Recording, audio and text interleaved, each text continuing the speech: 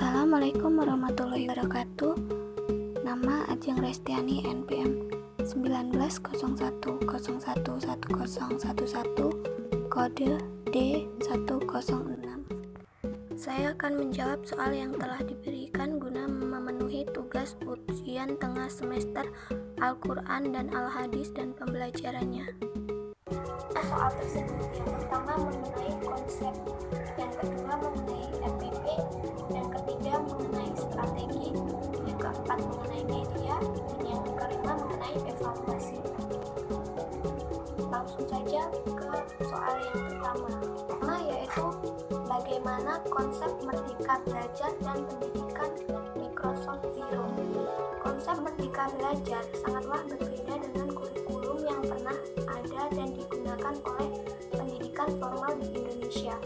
Konsep pendidikan baru ini sangat memperhitungkan kemampuan dan keunikan kognitif individu para siswa. Pemerintah melalui Kemendikbud telah memulai revolusi pendidikan sejak 2019 lalu, baik tingkat dasar, menengah, hingga tinggi. Konsep yang diusung dari revolusi ini adalah merdeka belajar di setiap aspek pendidikan formal. Namun, tampaknya masih banyak pihak yang meragukan apakah Indonesia benar telah siap dalam penerapan sistem belajar ini. Banyak pihak yang meragukan karena salah satu alasannya paling banyak didiskusikan adalah infrastruktur pendidikan sendiri. Tingkat Microsoft Zero ini bisa dikatakan sebagai masa depan pendidikan dan siap untuk mengubah bagaimana konsumsi informasi berubah secara dramatis. Pendidikan Microsoft Zero dapat melengkapi fenomena penetrasi digital di kehidupan kita sehari-hari. Pendidikan Microsoft Zero adalah istilah umum yang digunakan oleh para ahli teori pendidikan untuk menggambarkan berbagai cara untuk mengintegrasikan teknologi cyber baik secara fisik maupun tidak dalam pembelajaran. Asesmen kompetensi minimum.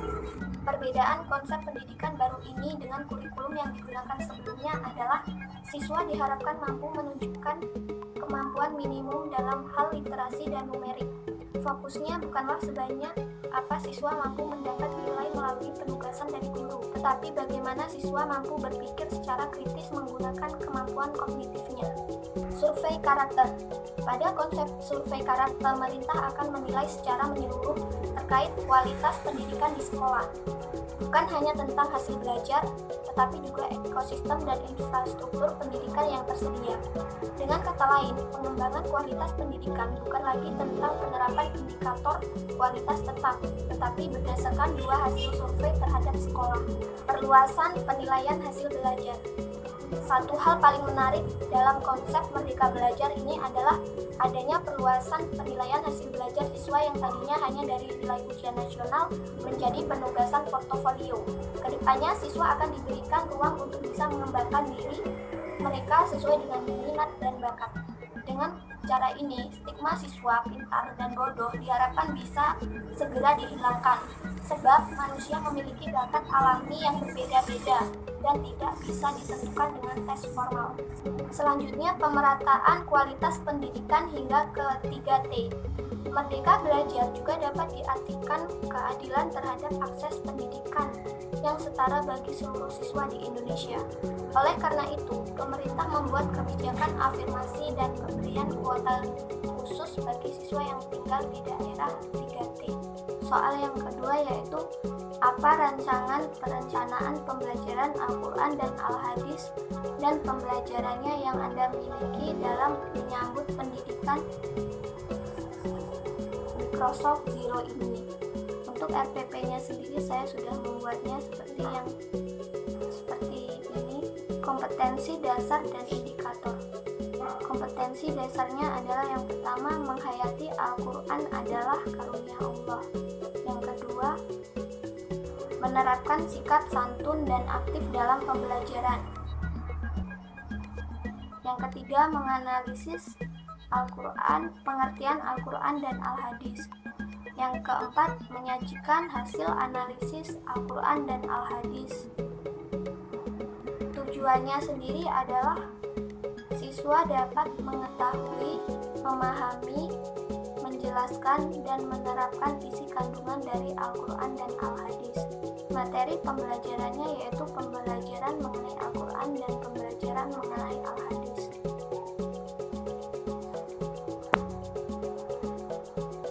Untuk media, alat, dan sumber pembelajaran.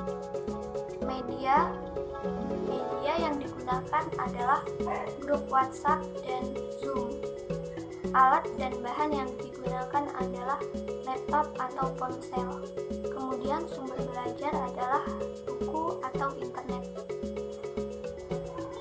Untuk langkah-langkah pembelajaran yaitu yang pertama, pendahuluan atau kegiatan awal, sapaan atau salam, kemudian berdoa bersama sesuai agama kepercayaan masing-masing, kemudian presensi. Dilanjutkan dengan motivasi menjelaskan tujuan dan manfaat pembelajaran. Untuk kegiatan inti sebelumnya guru sudah harus membuat grup WhatsApp. Kemudian guru membagikan materi yang akan diajarkan.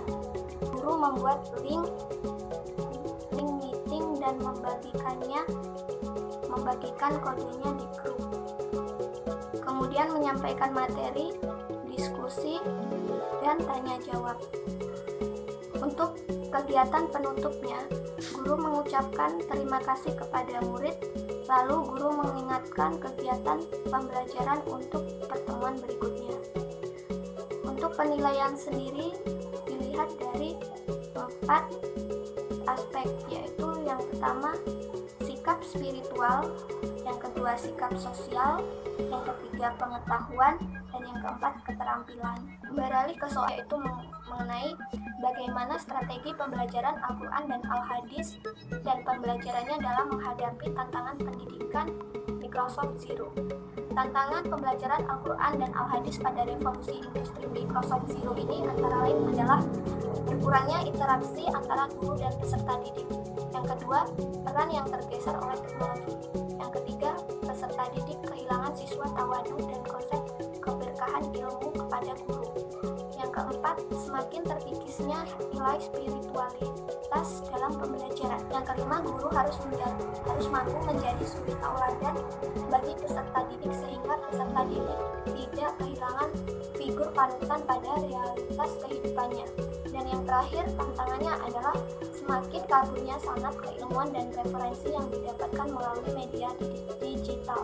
Kemudian dalam menghadapi tantangan tersebut, maka strategi pembelajaran yang digunakan guru pada revolusi Microsoft Zero ini adalah yang pertama, guru memberikan pembelajaran dengan blended learning, yaitu strategi pembelajaran yang memadukan sistem pendidikan tradisional dan modern. Guru membagi pertemuan pembelajaran menjadi 2 kelompok, yaitu 80% sistem tradisional dan 20% sistem online. Blended learning adalah solusi pendidikan Islam, tentu dengan modifikasi hal tersebut yang memihak kepada khasanah pendidikan Islam yang telah lama hidup dan berkembang di masyarakat. Yang kedua, peserta didik diberikan kesempatan menyelesaikan tugas berbasis website dan email. Peserta didik diberikan tugas untuk menyelesaikan suatu permasalahan dengan mencari solusi di website yang berisi konten pendidikan agama Islam yang sudah terpercaya kebenarannya. Kemudian dalam pengumpulan tugas, peserta didik mengirimkan tugasnya melalui email. Yang ketiga, guru mengajar dengan word processor. Word processor adalah istilah untuk mengganti pembelajaran yang menggunakan word atau data-data dengan kata-kata sebagai konten melalui teknologi komputer. Word processor menggunakan banyak aplikasi Word di dalamnya, terutama aplikasi dimiliki Microsoft seperti Microsoft Word, Microsoft PowerPoint. Yang keempat, guru menggunakan strategi pembelajaran website based learning atau WBL.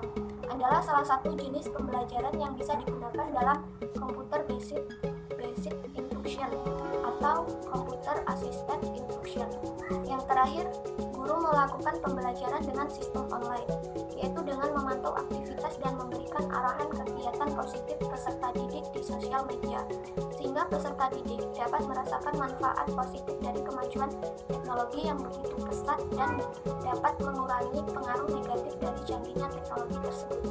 4. Bagaimana pengembangan pembelajaran Al-Quran dan Al-Hadis dan pembelajarannya yang sesuai dengan era pendidikan Microsoft Zero. Revolusi industri Microsoft Zero saat ini menuntut dunia pembelajaran untuk ikut berbenah.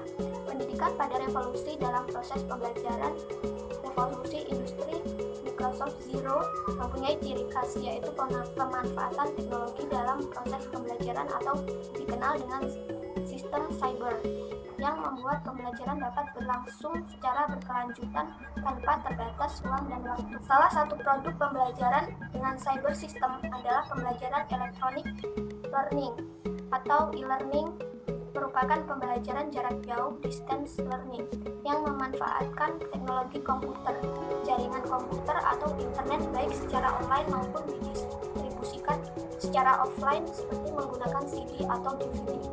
Media yang digunakan adalah seperti laptop, smartphone, tablet, komputer, dan masih banyak lainnya. Sedangkan aplikasi yang digunakan adalah WhatsApp, YouTube, Google Classroom, dan e-learning atau LMS yang kita gunakan pada saat ini. 5. Mengenai evaluasi pembelajaran Al-Quran dan Hadis dalam pembelajarannya dengan suasana yang berdampingan dengan COVID-19. Untuk evaluasi sendiri, pengertiannya adalah suatu kegiatan mengumpulkan informasi mengenai kinerja sesuatu, di mana informasi tersebut akan dipakai untuk menentukan alternatif terbaik dalam membuat keputusan. Tujuan dari evaluasi yaitu untuk mengetahui tingkat penugasan atau pemahaman seseorang terhadap kompetensi yang telah ditetapkan. Untuk prinsip-prinsip evaluasi ada 5. Yang pertama, valid. Evaluasi mengukur apa yang seharusnya diukur dan dengan menggunakan jenis tes yang terpercaya dan sahih. Artinya, adanya kesesuaian alat ukur dengan fungsi pengukuran dan sasaran pengukuran. Yang kedua, berorientasi kepada kompetensi. Evaluasi harus memiliki pencapaian kompetensi produksi yang meliputi seperangkat pengetahuan, sikap keterampilan, dan nilai yang terrefleksi dalam kebiasaan berpikir dan bertindak. Yang ketiga yaitu berkelanjutan. Evaluasi harus dilakukan secara terus-menerus dari waktu ke waktu untuk mengetahui secara menyeluruh perkembangan proses produksi, sehingga kegiatan dan unjuk kerja produksi dapat dipantau melalui penilaian. Yang keempat adalah menyeluruh. Evaluasi harus dilakukan secara menyeluruh yang mencakup aspek dan meliputi seluruh materi serta berdasarkan pada strategi dan prosedur penilaian. Dan yang kelima adalah bermakna. Evaluasi diharapkan mempunyai makna yang signifikan bagi semua pihak.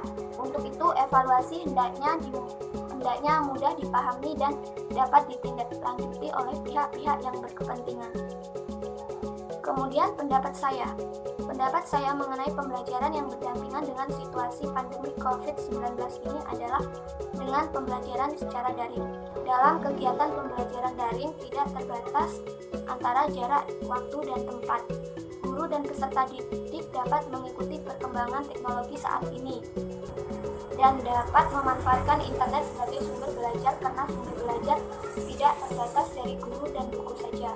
Namun pembelajaran daring juga memiliki beberapa kendala atau hambatan sosial seperti sinyal handphone dan siswa merasa sulit belajar mandiri dalam memahami. Apabila kita mampu menghadapi hambatan dalam pembelajaran daring, maka kita akan menjadi individu yang mandiri, individu yang memiliki kemampuan teknologi, kepribadian dan mental menjadi tangguh dan kokoh dalam pembelajaran dan mencari ilmu, memiliki tanggung jawab yang besar, terutama tanggung jawab belajar, mendapatkan motivasi yang tinggi, dan kita menjadi individu yang interaktif, kreatif, dan inovatif.